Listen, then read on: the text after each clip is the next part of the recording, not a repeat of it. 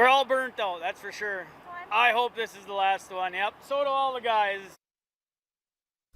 It's a plow driver in Devil's Lake echoing what we're all thinking tonight. And they say this storm has been especially difficult because of how wet and heavy the snow has been. Closer to Fargo, conditions are getting worse and worse. Highway Patrol officials tell us I-94 between Jamestown and Bismarck won't be reopening until tomorrow. Valley News Team's Aaron Walling joins us now live in Fargo to tell us about some of the factors that went into that decision. Aaron.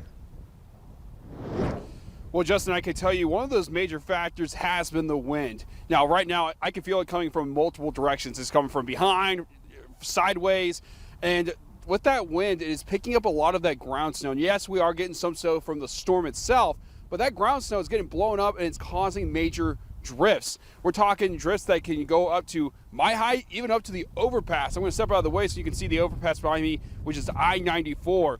Now, officials are saying that they are going to continue to work on these road conditions going into 4 in the morning tomorrow, because the thing is that the issue has been primarily that wind. It is causing a lot of snow drifts on the roads. We've been seeing some photos of snow drifts that the trucks themselves, they're plowing through them, and then immediately afterwards that snow drift is being replaced by more snow. Now they're saying when you go out to Barnes County, travel becomes dangerous. They're also saying that if you go further out north and west, it gets even worse. They're saying that with the start of the blizzard, road crews from the southeast have been trying to go through this and try to work their way through these road systems. Now, also, one of the biggest issues that people are having here in Fargo right now, it's not necessarily visibility has been a problem, but the roads themselves have become slick. You know, as we're standing here, someone bumped into the roadway or into the curb itself as they were coming off of the I-94. So if you're out and about right now, just try and please be safe, because roads right now are getting really slick here in Fargo. Live at I-94, Aaron Walling, Valley News Live.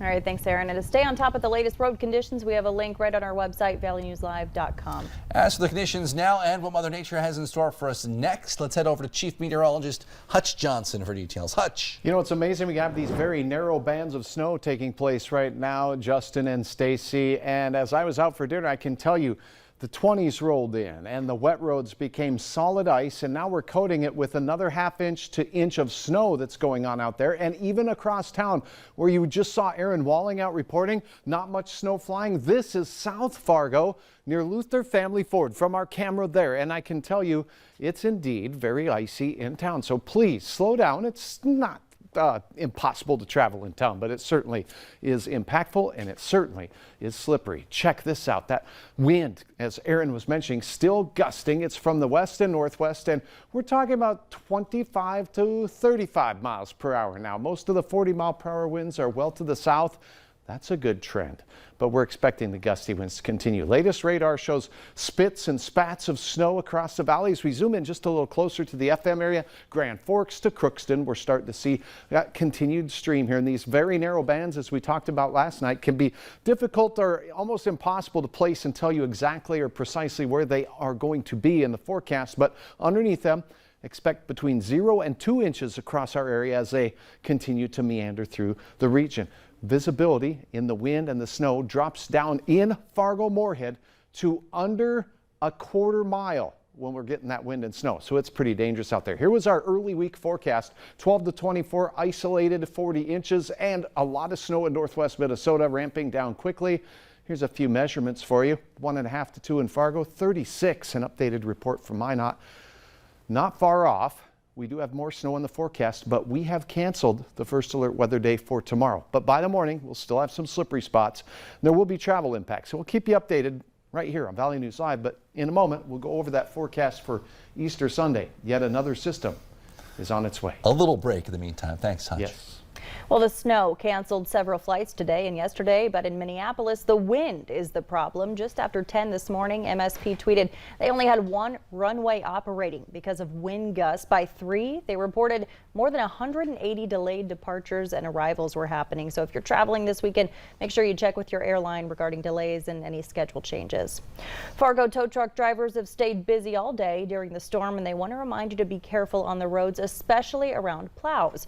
North Dakota has the Move over law, requiring all drivers to change lanes or slow down when approaching an emergency vehicle on the side of the road.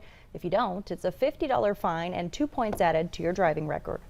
This week's winter storm has prevented some people from working and getting to work, but not ranchers. In fact, it forces them to work overtime to try to protect their cattle. One rancher out in central North Dakota says he and his family are doing everything they can to try to keep their cows and calves alive, checking on them every hour. Unfortunately, he knows some have likely been lost due to the weather conditions. I know there was 2 cows already that got covered by snow, and the only reason I know that is I seen their heads sticking out. I tried getting them out yesterday, couldn't get them. I lost a calf that was covered in snow. Just crazy conditions. He says it's scary because each calf can be worth $1,200 to $1,500 come fall, and he doesn't know what his herd will look like after this storm. Well, with all the weather this week, it's a good idea to keep that VNL Weather app handy for forecasts right at your fingertips. You can download and use it for free. Just search VNL Weather in the App Store today. New for you tonight, a man faces numerous charges after a scary traffic stop Wednesday. They say officers pulled over a suspicious vehicle on the 2200 block of 12th Avenue South. When they approached, they say the woman driving mouthed, "Help me." And then a man named Jeremy Mullins emerged and put that woman in a chokehold. Officers were able to intervene and arrest him. The officer suffered minor injuries. Crews are still trying to determine how a driver's car caught fire on University Drive South in Fargo this afternoon at the I-94 off-ramp. That call came in just before 2. Officials quickly got it under control. The driver wasn't hurt. No citations were issued.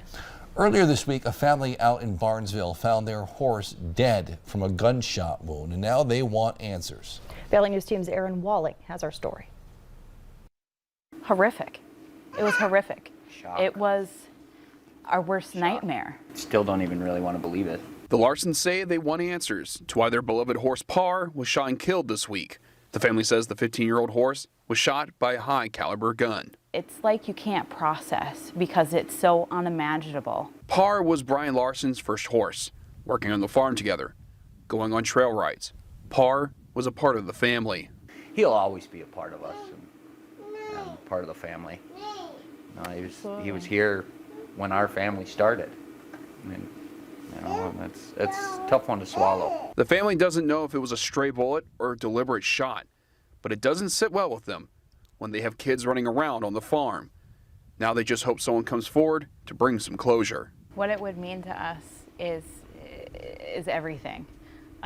Just for the closure aspect of it, so that we can know details on why, if it was intentional or if it was an accident, because sleeping at night, thinking about the kids and thinking about somebody with a gun out there that's, either doing it on purpose or it was an accident, just to be able to sleep comfortably.